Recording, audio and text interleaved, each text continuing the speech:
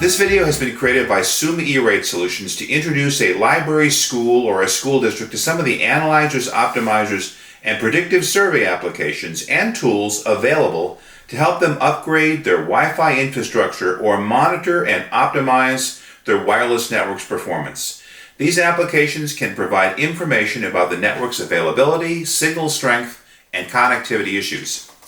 The coming E-rate funding year 2025, will begin July 1st, 2025, and will end June 30, 2026, and is the last year in the current 5-year Category 2 funding cycle. Any Category 2 remaining budget not used in funding year 2025 will be lost, as it cannot be carried forward to funding year 2026.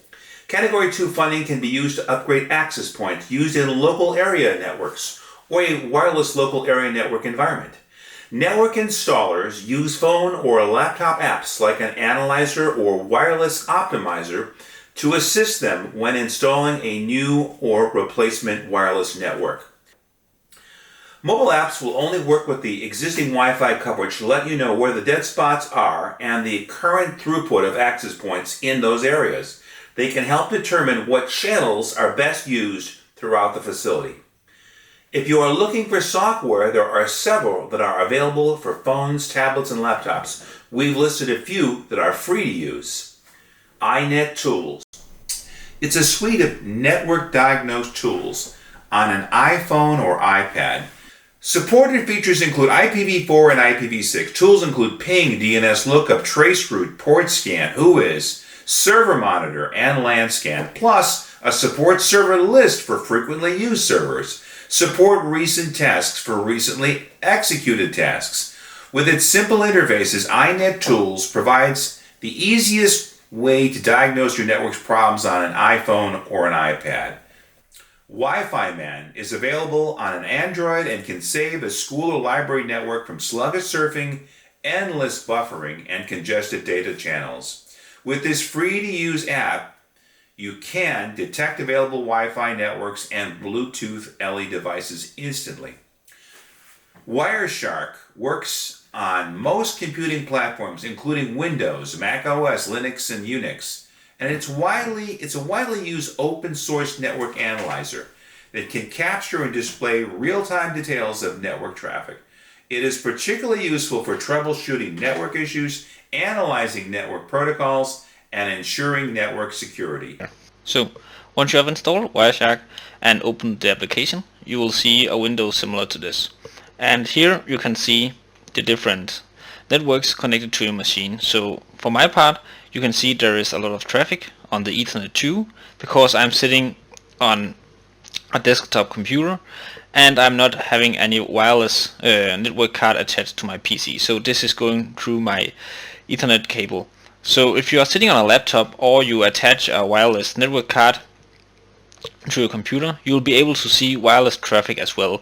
And when you are having the right network card, you can actually set it into monitor mode. And once in monitor mode, you can start to capture network traffic using Wireshark on the network that you're on. But for now, we'll just learn about the basics of the Wireshark. So we will be selecting the network that I have traffic on, the Ethernet 2. So click here. And as you see, it automatically got into capturing mode. So now it's capturing all the network traffic that is going through and from my computer. And if I just click here, it will stop, and then this will be our amount of packages that we just captured. And if I want to capture more packages, I can just click here again and start a new capturing process. Here you can see the port that were used. Normally all web traffic is going on the port 443, and you can see some of the size of the packages, and also if you are interested in the timestamp, how long it took to make the communication. So as you have seen through these small examples, this is only the very basics of Wireshark. It is capable of a lot more. You are capable of making statistics and all kind of advanced packages and filtering. But I recommend that if you are interested in Wireshark in general, that you navigate to the site and see the user guide to learn more about the more advanced stuff that you can do. Fing, available on Android and iOS. Fing is another versatile app that offers Wi-Fi analysis along with network security insights, device discovery, and even internet speed testing. It provides a basic overview of Wi-Fi networks, including signal strength and channel information. The following apps are paid Wi-Fi analyzer apps. Wi-Fi Analyzer Pro, available on Android. This paid version of the popular Wi-Fi Analyzer app offers additional features like channel history, custom graphs, and ad removal. Wi-Fi Analyzer and Speed Test. This app combines Wi-Fi analysis with internet speed testing capabilities. Acrylic Wi-Fi is available on Windows only. Acrylic Wi-Fi offers advanced features for network professionals, including signal heat maps and channel analysis, packet capture, and wireless intrusion detection. There's a free version with limited features. If a school or library needs an on-site or predictive wireless survey, then they should consider these tools. This will give them what they are looking for, but it does come at a cost. We have listed a few suppliers that can offer an on-site survey or a predictive survey using existing floor plans.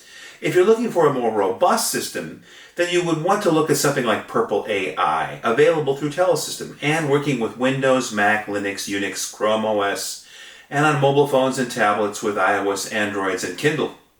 In terms of checking the signal strength of wireless access points and being a Wi-Fi analyzer, Purple can't help with that, unfortunately.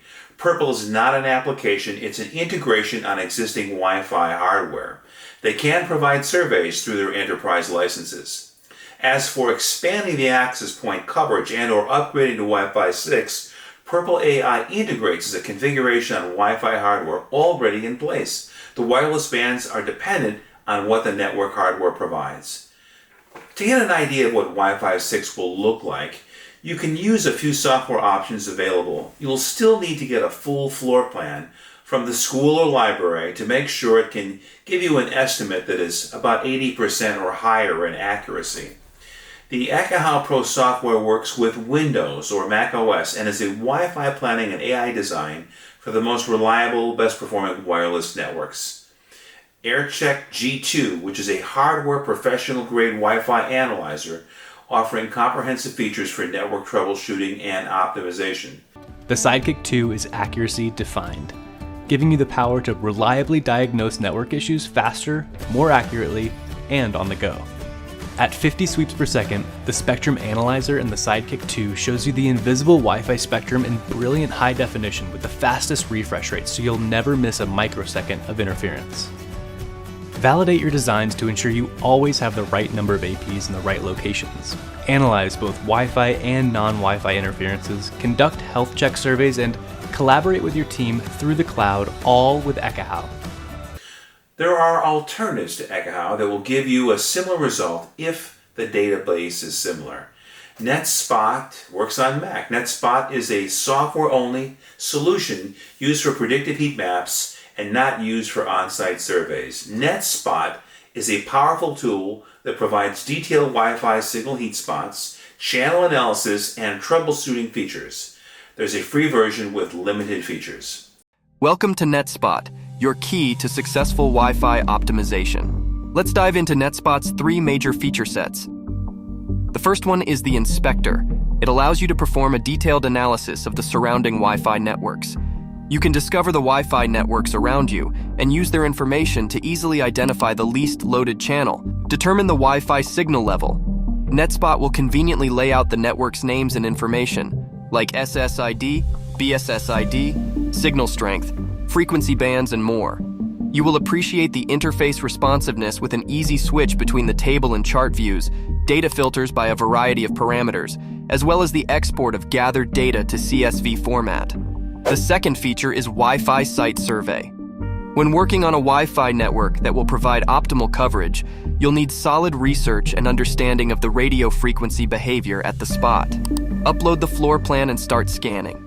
Click on the map where it corresponds to your actual location. The more measurements you take, the more accurate the results will be. Once you're done, click on the Heat Maps button. After completing the scan, you can get over 20 types of detailed heat maps showcasing the Wi-Fi signal strength throughout the area. This will allow you to easily pinpoint weak signal zones, interference spots, as well as the areas with optimal connection. And finally, let's have a look at Wi-Fi planning, which, you guessed it, allows you to plan your future Wi-Fi network with utmost precision. Here you get to create a layout of your surveyed site, complemented with the structural components like walls, doors, windows, and their materials. After all building elements have been placed and their properties set, click Continue. Place the routers around the surveyed space. Add your router where you think fit, and select a router brand and model from a pop-up menu. Specify router's desired settings. After you are done arranging the routers, click on the Heat Maps button. This allows generating visually comprehensive Wi-Fi heat maps of future Wi-Fi coverage, considering all potential signal obstructions. NetSpot offers a unique opportunity to visually explore a variety of setup options with numerous parameters in consideration, giving you a preliminary idea of your future wireless network. NetSpot, a comprehensive solution for your Wi-Fi network. Try it out today. The NetAlley Air Magnet Survey Pro works with Mac and is a wireless site survey software solution and is designed to enable and identify and validate Wi-Fi problems which reduce costly escalations. NetAlley is a company that offers a variety of network troubleshooting tools and wireless site survey software solutions. The Wi-Fi sucks. Fix it. Fast. With AirMapper Site Survey on AirCheck G3 or Etherscope NXG.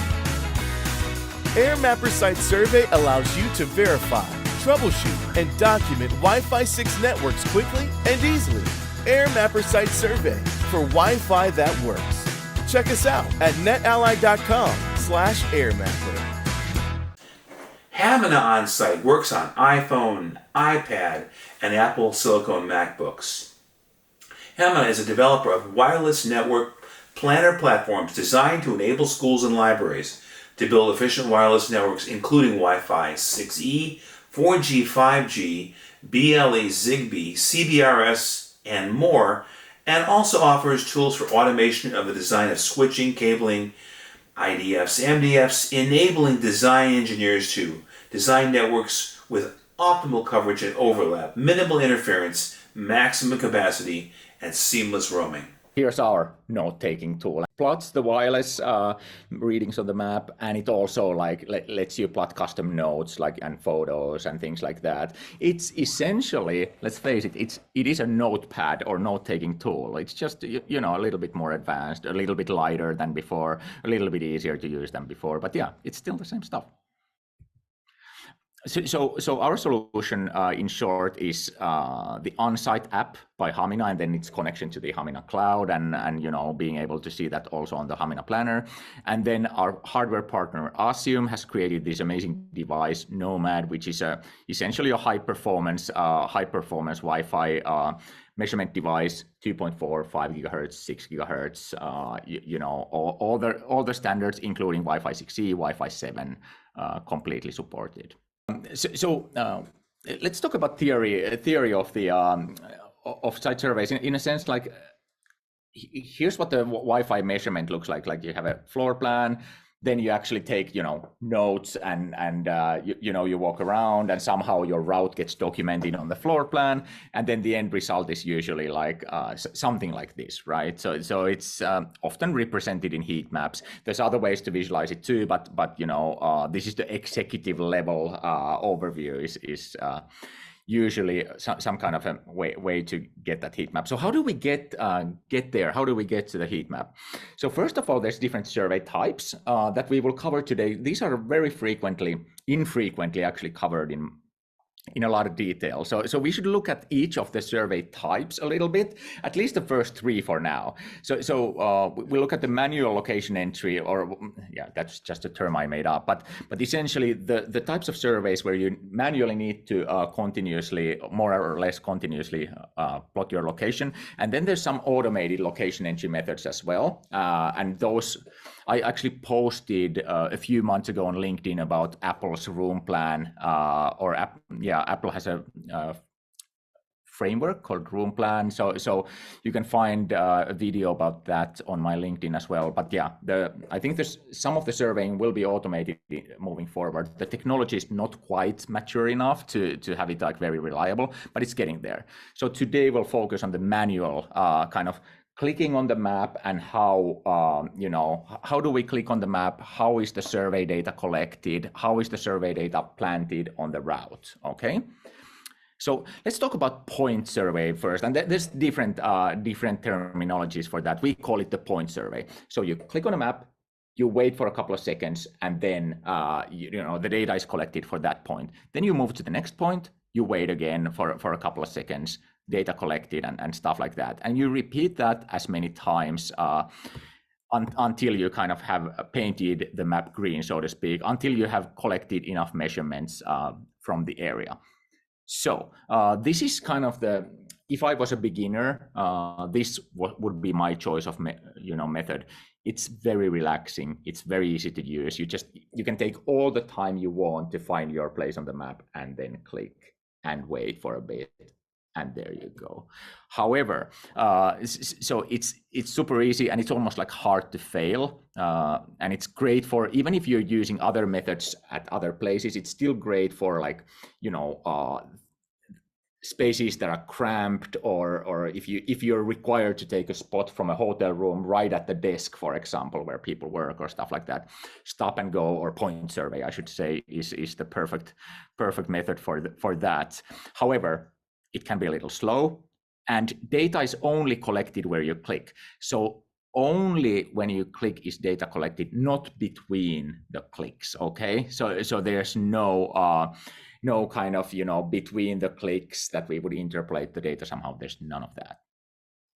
So continuous survey, and by the way, for you experts, this may sound simple, but we'll get to the beef after this slide. So continuous survey, what that means is the tool is continuously collecting data. So the wireless measurement device is continuously scanning all the channels in the Wi-Fi network continuously. And let's say your iPhone is continuously collecting all of that data. It doesn't stop. It keeps cycling through those channels, the measurement device, and the iPhone keeps storing that data. And it's your job to keep clicking on the map all the time. Every time you start walking, every time you stop walking, and every time you turn.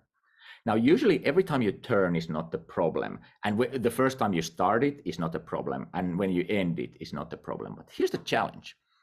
So this is what a typical continuous survey looks like. And in our case, it actually looks like this, because we also update the heat map in real time, whether you're doing continuous or dot-based or whatever. We actually update the heat map with every click, the actual heat map. So with the continuous survey, though, the pros are it's as fast as you can walk. It's great for surveying in any location as long as you're experienced and you know what you're doing. And data is collected all the time, even between the clicks. So even here when we're not clicking, the tool is scanning all the time. The iPhone is storing that data based on those scans of the measurement device all the time.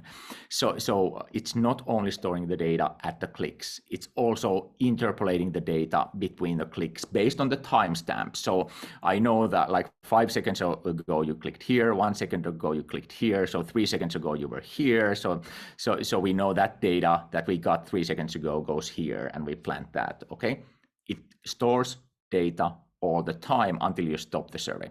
Okay, so it's great, it's fast, but here's the thing. What we started hearing more and more when we talked to surveyors before we when we were developing the survey tool, it became evident that people are not either, for example, newbies. If you put a fairly fresh surveyor out there, they may be doing it wrong, or they may shy away from continuous survey.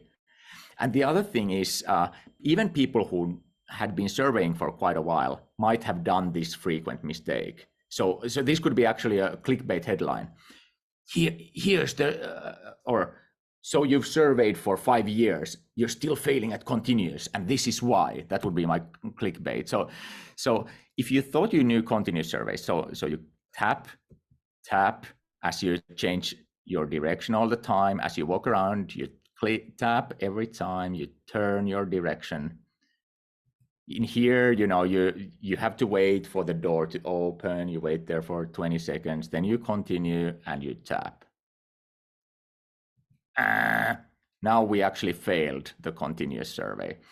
So what happened here is when we were waiting for the door to open, we were actually standing still for a good, let's say 10 or 20 seconds. And even during that time, the tool kind of assumed that you're somewhere between these 2 points, although you're not, because you were standing still and you didn't indicate to the tool that you were standing still.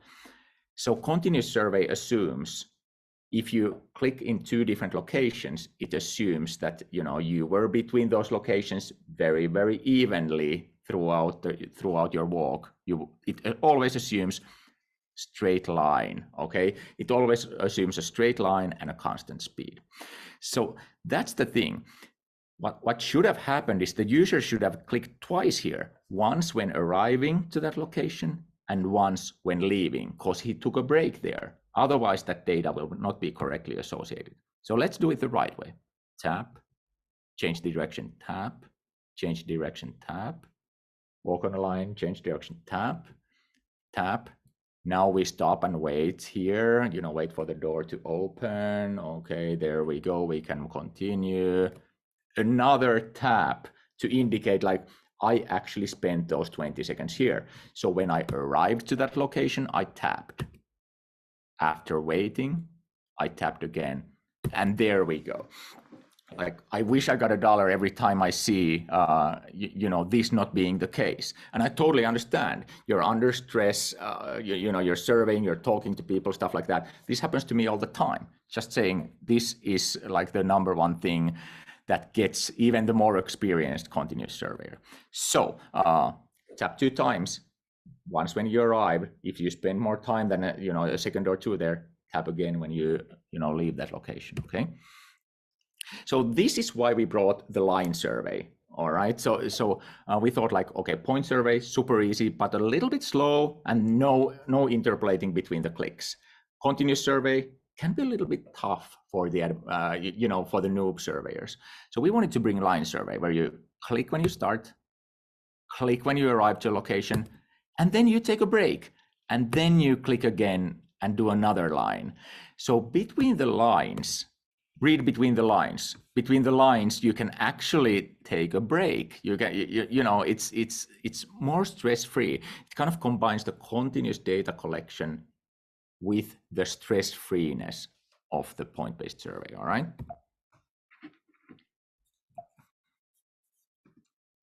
So, and I kind of took it for granted that it's clear how this data is collected. So if we look at the site survey device, how does it work? So a survey device has, like in our case, it has 4 6 GHz capable radios, and each one of those radios is tuned to a certain set of channels to scan. Okay, and then the number of channels has been evenly chosen so that each of the radios is scanning roughly an equal amount of channels. All right, and this is just a made up example. It may or may not work exactly like this, but so you take, first adapter might handle, all of 2, 4 and a little bit of 5. Second adapter might handle most of 5, and then third adapter might handle, rest of 5 and some of 6, and fourth adapter might handle rest of 6.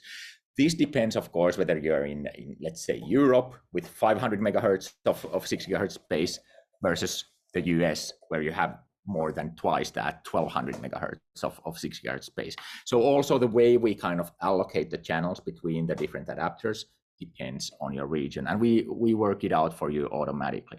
What's notable here is no data payload is captured. We do not capture user data, nothing like that. Only management frames, and it's in our case, it's a listen only device, so it doesn't transmit anything. I think that's the case for most of these kind of devices. And as that measurement happens live, we are pushing that data into your iPhone, iPad, MacBook, and then at the same time you're kind of plotting your route as you go. And then we are also pushing that to the cloud whenever the phone has a chance. But again, just like Joel said, the phone can completely work offline as well. And when it gets a cloud connection, it will sync it up there. And of course, as it syncs to the cloud, then it will be visible in our browser-based network planner app as well.